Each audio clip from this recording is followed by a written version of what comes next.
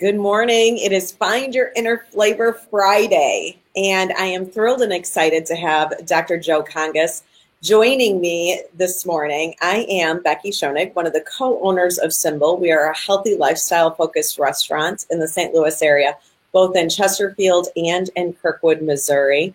And our focus is on food as medicine. So one of my very favorite things to do is bring in the doctors that are using a symbol or food as a healing component in their practice.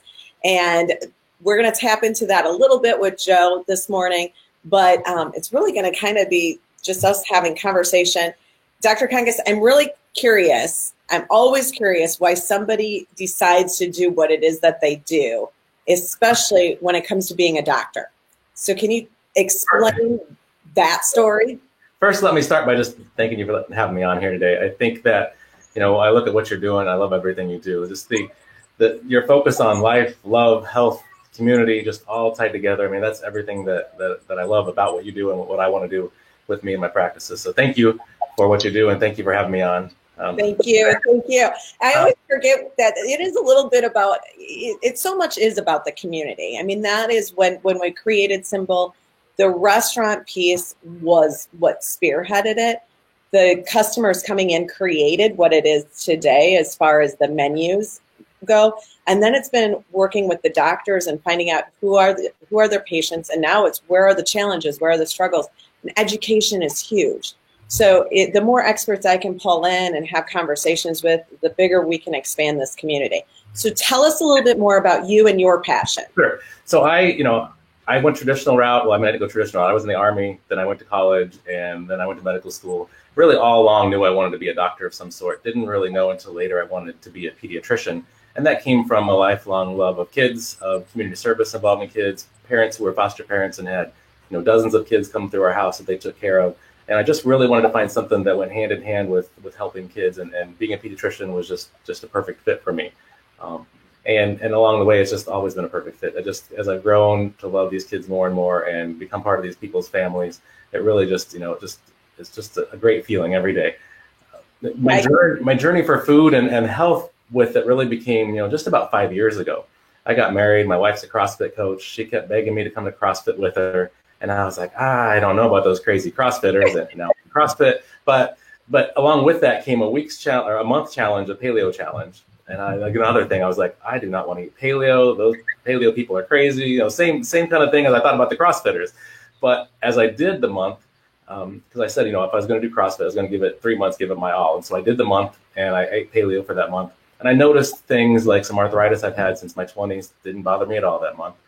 I didn't notice really mood or anything changing, but I'll get to that in a minute. I had noticed that just swelling I had in my ankles. So that led me down that thought of inflammation and food. And I said, wow, I really need to learn more about this. And so I started reading some books like Brain and Wheat Belly and some of those kind of books. And I was like, all right, this makes a lot of sense. So the next step was I started talking to my families in the office about eating healthy and eating clean, and how when they would come in for the first ADHD evaluations, how beneficial I thought it could be. And let's give this a try. And I had families who did it, and they came back in a few months, and they said, teachers even asked if we started medicine. Now, obviously, that's the standard to give medicine. So that's what teachers think we did first, was give medicine. But that was a big clue to me, like, wow, this really works.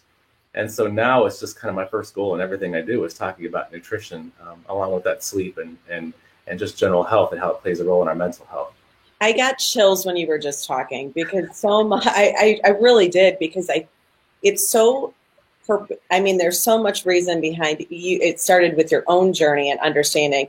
How much education did you receive going to school to be a doctor when it came to food? I'm trying to think if I even had one class, like an hour session that talked about nutrition. I just don't recall any nutrition training anywhere through undergrad, which was my choice of classes I took, but also through medical school. I just don't recall nutrition training of any sort that I can remember. Maybe I blacked it out. It wasn't good training. But even then, the training and the things that I do learn along the way are, go along the lines of the food pyramid and the food plate, and things that I still don't 100% agree with. So yeah, my training really, I don't have the training. And that's why, relationships like working with you, with chiropractors and other things that I do are so important, because I haven't had the training and I don't have the time to learn it all. I don't have time to read all the books I want to read. I want to learn everything about, holistic medicine and natural medicine.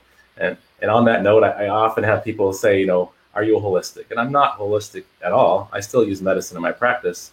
But my first line on every discussion is talking about nutrition and eating clean and supplements, along with, and again, sleep, just so key in our kids' health and in our own health as adults. I value, and I think so many people really do value Western medicine. I mean, what we have in that is absolutely huge, but I think you also triggered on the component of we're all experts in our own fields. And it doesn't mean that that one person has the answer for every single person. So it's the collaboration that people are doing. Can you explain how you've developed that side of it? Because you do share that on your website, the holistic and the natural side of things. How are you collaborating and finding that to be a success in your practice? Some of it's a work in progress still. I'm meeting new people every day. I mean, every day of the week, I feel like I get an email from someone who wants to sit down and have coffee, and we try to figure out how we can work together to benefit both of our businesses and our practices. But right now, what it comes down to when I have a child come in, and basically from birth, I ask families straight up, like, how do you feel about chiropractic care, for instance? Because I know some great chiropractors in the area that work well with babies. And I know, and I agree, birth process can be a little traumatic for babies. We have docs pulling babies out. There's a lot of C-sections, a lot of things that babies could probably benefit from seeing a chiropractor, right out of the womb. Alone if they're having problems like reflux, if they're having problems like ear infections, if they're having just fussy babies that aren't sleeping for whatever reason. I've had so many babies go to those chiropractors first round and come back and like that's the first night they slept through the night, or they've just been so much better. And those kind of collaborations, that's been a huge step, involving chiropractic care into my practice. I'd love one day to be integrated with the chiropractor's office, but right now we're just getting our feet planted and figuring out exactly what we do. The practice is ever evolving. Every day I feel like there's something new I want to do or I want to try to add. We have a dietitian on staff, and she's very open to talking, about elimination diets and paleo diets. And I use the term paleo loosely. It's just very easy to Google and very easy to find great information on. And I think it's a pretty, low, at least takes a lot of inflammatory foods out of the diet, and a great place to start for families since they can find the information on that. It absolutely, and that's what we've found the success when we see people that when they're lost as to where to go, the paleo component becomes a great starting point. I'm going to say this, I'd love to have coffee with you sometime, talk about your practice and what your goals are and how I can possibly help connect and see where we can help you in that area as well. One of the things that so many doctors out there doing, they're business owners at the same time, but they're really healers first. And the business component winds up being something that they just kind of have to do because if they're in their own practice. So lots of challenges and struggles that. Right. I'm constantly focused on the business side, especially now, I have whole child pediatrics, but I also have Ideal Pediatrics over in Illinois with 2 locations. And so obviously I can't be at all those places practicing all the time. And I definitely found that if I'm in the exam room 40 hours a week, I can't really change what I'm doing. And that's what I did for 8, 9, 10 years was I did the same thing basically every day because I didn't have time to change it. So I've kind of, by hiring nurse practitioners, been able to step outside of the exam room and make some changes and focus on not just the business side, but how I want to run the business, basically trying to find a way to give that better care every day. I love that. Okay, so I'm going to ask you a question. This one can kind of sometimes be controversial, but you have, because you have this holistic side or this natural side that you're pulling into your practice. When it comes to vaccines, it can be extremely controversial. I come from a very neutral territory on it. I think that whatever it is that your beliefs are right for you. I don't think that it's necessarily right or wrong. But somebody comes in and they want to work with you and they believe strongly that vaccines are not what they want to do. How do you work with those parents? So what we do, I'll take a step back. For 10 years, I ran a traditional practice, like I said, and we basically fired patients that didn't vaccinate. We didn't really fire them. We just told them they needed to be vaccinated to be our patients. So we let them, I guess, decide to leave, but we fired them, however you want to look at it. It didn't feel good, but it also felt like what I was trained to do and what I was supposed to be doing. Right. Because of all the conversations, I probably had lunch or coffee with 50 different chiropractors in the St. Louis area, mainly trying to see how they attract patients who don't want medicine as the first line, knowing that's what people go to chiropractors for, either as instead of medicine or because they've used medicine that didn't work, whichever reason that is. I'm like, how can I attract patients that don't want medicine as the first line? I have so many patients come to me and they just want medicine. And so I went to them with that, trying to gain that information on how I could attract those patients. And the conversation every time led to, we have all these patients, if you would just accept them, they need a medical home, and they're looking for a pediatrician who's open to letting them, make their decisions on vaccines that they want to make. And it just kept, every time it kept hitting me. And then there was finally a time like, I really need to think about this. I had my mindset on how I was supposed to run a practice. And so through a lot of prayer, there was a combination of things within a couple of weeks of chiropractors talking to me, a lot of prayer, things in the news, things that were said at church that just made me, sit down and take a step back and say, you know what, it's not my job to dictate medical care, unless, of course, I think the child's life is in danger in that moment. It's not my job to dictate medical care. It's my job to educate and help parents make decisions what they think is best for their child. And while I still feel vaccines, and my words in the exam are basically that I believe the benefits of vaccines outweigh the risks, and my kids are vaccinated per the schedule. I try to let parents know that I don't feel like the diseases we're protecting against are benign, because I see that in the news and in Facebook and a lot of places a lot. And so sometimes we disagree on that even. But that, you have questions and you have things you want to ask me today. Is your mind set? Where do we go from here? And then, it's up to them to let me know what direction they want to go. And it goes, my wife even asked me, well, what changed your mind? And I said, nothing changed my mind. I still feel the same way mostly about vaccines. I learned some things that, that I won't say give me doubt about vaccines. I still fully believe the benefits outweigh the risk. But I also, again, like I said, I don't think it's my job to dictate. But anyway, it didn't change my mind. I just changed my heart. I just feel like these kids need a pediatrician, and they deserve a pediatrician. I wouldn't be a pediatrician if I didn't think there was something special about that over a different kind of medicine. So I feel like every child deserves to have a pediatrician, and then we just work with the families to keep them and make them as healthy as we can along the way. Let me start by saying thank you, because what you just shared and said is so much of what we're trying to spread the message on when I'm working with and talking to the customers that are walking in our doors who are struggling with the communication with their doctors and frustrated in certain ways. And I'm very much for patients advocating for themselves and not looking at a doctor as the end all be all, because the truth is they don't have all the answers. We have the answers within us. We have to be able to guide ourselves, ask permission and ask for what it is that we want and how we want to take care of ourselves and our children, and not be judged for it. So thank you for doing that, because I think that that's a huge component in one of the steps in changing how we can all start working together better. Thank you. Yeah, my heart feels much better about that decision. I bet it does. Okay, so you talk about 3 components in your practice: nutrition, exercise, and sleep. Those 3 pieces spoke to me huge when I was looking at your website. How is that? How are you using that in your practice? So to start, every conversation starts with, how are you eating? We do an intake form that our dietitian nutritionist looks at to see if there's anything she can help them with. We'll definitely have her available for all of our patients. And, I do often, almost always recommend an elimination type diet to try to see if there's things we can help if there's any issue whatsoever. As far as exercise, we don't have a true exercise plan in place. We just kind of see where people are, see where we can make recommendations. We really have some big dreams and hope, with my wife being a kids CrossFit, certified instructor, Brand X method.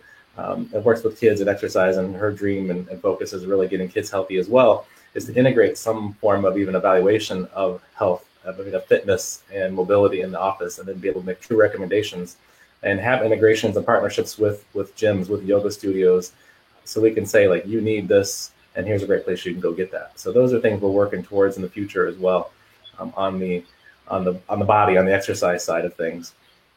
Also having relationships for food. If you saw my food, the stuff I talked about on food there, I really want to have the next step to have that relationship with a place you can prepare food for families, and that's where we'll have some good conversations, I'm sure. But I think that it's important, because families sometimes can't do it. It's either time or just they don't know where to even begin.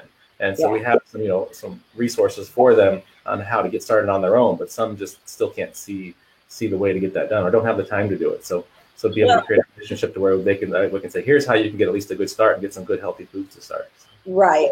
And what we find is so many people are intimidated by food nowadays. They don't even know where to start. It can be extremely confusing. The marketing out there, people get confused constantly. Should I eat organic or not organic? Should I eat local, non-GMO? All of these terminologies are now out there. And so I laugh about it. It's not just because you're going to Whole Foods or Trader Joe's doesn't mean that absolutely everything is healthy for you. Sleep. How does sleep play a role in the health of a child? It affects their moods and behaviors greatly. I mean, just their overall health, their ability to heal. That time is so important for healing and general health. So getting adequate sleep can help them just be overall healthier. But so many kids that come in for me that the parents want evaluated for ADHD or behavior concerns are getting 8 or 9 hours sleep at night, when those elementary age kids need probably close to 12 hours at night. And so many parents didn't have a clue. I mean, I knew I was trained that, but I remember well, a 9-year-old living in my house who was getting crabby and got sent to bed one night early, and the next day was the best day we'd had. And we're like, whoa, that's been the issue all along. We just weren't getting enough sleep, and we changed the bedtime by a half hour, and everything changed. It really can make a huge difference in their moods and their attention at school. So many kids in these sports that go late, and I want them to be in activities and be active, but I also don't want to start a medicine to counteract the fact that they stayed up till 10 o'clock playing a ball game. I really want them to focus on getting that adequate sleep. I have noticed, I had 2 kids that were both athletes, and my son especially was extremely active in sports, practiced almost every single night, competitive on the weekends. There's a lot of pressure when it comes to sports and a lot of time. Do you feel like that there are parts of that are kind of counteracting the health and the growth of a child? Absolutely. I think that the stress we put on our kids definitely affects their health and their ability to heal. When those stress hormones are up, they weaken your immune system, and the ability to get to heal and to be healthy is weakened because of that. So the extra stress and then less sleep to get combined is just really hard on our kids. Absolutely. Let's talk about weight. Children and obesity, or children and weight gain. How are you approaching that? I know nutrition is a huge component and exercise becomes a piece, but we're talking also about a lifestyle within a household. How are you encouraging and making an impact in that way? That's one thing I realized as I started Whole Child Pediatrics, is that it's really, I almost wanted to call it a family practice, because I can't do anything for the child without it affecting the family. You can't talk about getting more sleep without it affecting their home routines. You can't talk about changing a child's diet without changing the entire family's diet. And so I think that's the hardest part. And when a family sometimes says, well, we can't do that, or he won't do that, I think it's also the fact that they don't want to have to change every way that they eat. So the effect is, the effect on the family is huge, everything that we do. But I start by talking about those nutrition changes and how they affect, how they affect the body, how they affect, and trying to get the family to make the change. I know in our house, we've seen, the way that we do things. We exercise, we work out, so the kids know that, and they're mocking, working out at home. And I'm like, I don't see that in a lot of homes. I'm sure when you're not doing that all the time. But as far as weight, I tell the story. I tell my story. I have fluctuated 75 pounds 4 times in my life. I was an obese teenager. I've been an obese adult 4 different times. I'm still not, at my perfect weight. But eating paleo for me has changed my life. I used to fluctuate. As soon as I stopped starving myself and stopped and work out, I would just start pack on the pounds. I would gain 20, 30, 40 pounds in a month. And I felt like I was hungry all of the time. And by eating paleo, I don't feel hungry all the time. I eat when I'm hungry, and I feel fine otherwise. And I don't gain weight. Now, if I don't work out, I get a little softer. Don't get me wrong, but I don't get, I don't gain that weight back. So when I'm talking to families, I definitely point out that while paleo might seem hard, and then again, paleo, for whatever the reason, I choose the paleo because it's also, it's getting rid of those carbs, a lot of those simple sugars and that, which really are where, our body likes to store those, and my body likes to store them better than most, I think. I think also being able to share that story and being able to show them, like, I've been there. I'm there every day. I mean, I have to think about what I eat every day, or else I'll balloon right up. Yeah, very true. We joke around, my kids and I today, mine are both grown and out of the house, and they're in college. And you go through this college component of they have no money. They're, fortunately, my son lives on campus and has a lot to choose from and a great cafeteria to work with. But we joke around. They used to call when they went to their friends' houses and their friends' homes. They would open up the cupboards, and they'd call it a pantry house, where it was, you open up the cupboards and there'd be Little Debbie's and chips and all of this stuff. And we never really had that in our house. We had a drawer in our refrigerator that had fruit cups and yogurt and all of that kind of stuff. And they could choose from that anytime that they wanted to. And occasionally I'd buy the snacky kind of food, obviously. But we weren't, they called it the pantry house. And as they got older, they would say, Mom, we appreciate the fact that we're not the pantry house. Christmas this year might have been the first time that my 2- and 4-year-old have seen cereal. I don't think they had a clue, but they were excited about it. They really liked it, though. They might have had it at their aunt's house. But my mom's got the pantry closet. She lives with us as well, and she knows, we're trying to keep the healthier foods out. So she hides all the snacks in her closet. We haven't gotten her I love that. Eating yet, but it's getting better. I love that. And by no means was I perfect with my kids. Cereal was almost always a staple in our house, and my son to this day is still one of those go-to components for him. I'm going to shift things up just a little bit and ask you some questions that have nothing to do with you being a doctor whatsoever. No. I know. You should be a little bit scared right now. Okay, so you mentioned that you eat paleo, but if you were to choose your favorite ice cream, where would it be and what kind would it be? Oh my goodness. I am, believe it or not, I'm a vanilla kind of guy all the way. I like all different flavors, but if I had my choice, I just like some plain old vanilla ice cream. If I had to choose a place to eat it, oh my gosh, I don't know. I mean, I'm all about the homemade ice cream, really. I was going to say, are you like a custardy kind of person, Yeah, or like a hard, real ice cream? I'd be more of a Ted Drewes kind of custard if I were to go someplace and buy some. I am so not a custard person. I am a real ice cream connoisseur. I don't do it a whole lot, but chocolate peanut butter would probably be my go-to at Baskin-Robbins.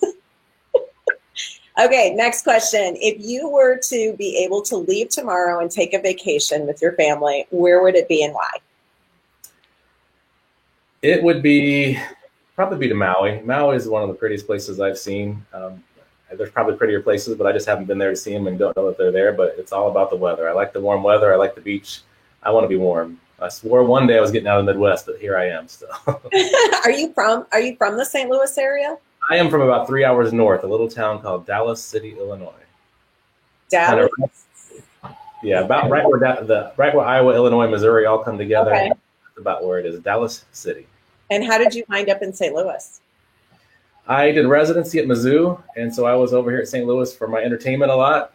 Kind of even from Peoria when I was in medical school, University of Illinois at the campus in Peoria there. I found myself in St. Louis for entertainment a lot and just decided it was a good-sized city. I always felt like I belonged in the city, and I felt like St. Louis was big enough I wouldn't be overwhelmed, or small enough I wouldn't be overwhelmed, but big enough to have everything I wanted to do, and I love it. I definitely feel like it's home. Okay, and the last question that I have before we wrap this up is, if you had a theme song, what would your theme song be? Oh my goodness, I have to have a theme song? I mean, my wife would probably kill me, but it's probably something Motley Crue. I don't know. Maybe Kickstart My Heart. We'll just say all of Motley Crue. There you go. We'll just repeat all of the songs. We'll keep rolling and rolling and rolling. That's awesome. Is there anything else that you feel I missed out in sharing, or anything that you feel you want to share before we wrap it up? No, I can't think of anything. I mean, I think we really touched on all the things that kind of set my practice apart. I mean, I love kids. I love families. I love the idea of helping kids start their lives out healthy. Learning how to eat healthy as a child is just so important in creating healthy adults. And I'm excited about the changes that are coming up for whole child pediatrics. And your practice is in Creve Coeur, and you are accepting new patients? We sure are. And at this point, we accept any and all insurances. Awesome. That is another question, because that is one that seems to be coming up quite frequently nowadays, is who's accepting insurance. Can we touch on that just really quick before we wind up? Because it is a frustration that we see and we hear constantly. How is insurance affecting your practice, and where do you think things may be shifting in the future? Insurance is hard. I mean, payments go down every year for insurance. I don't know any other business to where we get paid less, that you get paid less. You go to Walmart, you're paying more for your groceries. You go, everywhere you go, you're paying more for everything. But the doctor's office, we're making less every year. Now, maybe we were overpaid to begin with, but that's a whole other story. But right now, what we're getting paid is going down every year, and our budgets are going up every year. Our supplies are going up every year. So that makes it hard right off the top. And then there are insurance plans. As a private practice, I credential with the insurance, and I have no option. I just accept what they give me. There's not like I can negotiate. I have no negotiating power. So I have plans who pay me great rates, and I have plans who pay me half of what the others are paying, and I just have to take that. On the other side, with our large deductibles, everything is going to parent-patient responsibility, making it harder for the families, but making it 2, 3, 10 times as hard for me because I have to wait for those families to pay their bills then. And we all know when you get a medical bill, if you're like me, even the same way, it goes on the counter. When I have the money, I pay it. It's not the first bill I pay. I'm paying my rent, my utilities. I'm paying all that first, and I pay the medical bill when I get around to it. But as a small office, when that happens, I've already paid for everything in my office. I paid my staff, and now I'm waiting to get that money in to actually cover the cost of their payment. So unfortunately, we've had to go to credit card on file at our office, which basically means, within a couple of weeks of the statement going out, then we charge that automatically, and then we can help the families over their credit card instead of us. And I know that's a struggle for some people, but it's the only way to keep a practice alive right now is to be able to do something like that. So, I would love to have cash, but I'd love to offer the ability for parents to pay me, what I feel like an office is it's worth, instead of the hassle of wrestling with insurance. I have to pay people to do that. I have to charge more because I have to deal with insurance. So all around, it'd be better for my practice if we could do a cash pay, and it'd be better probably for my family as well.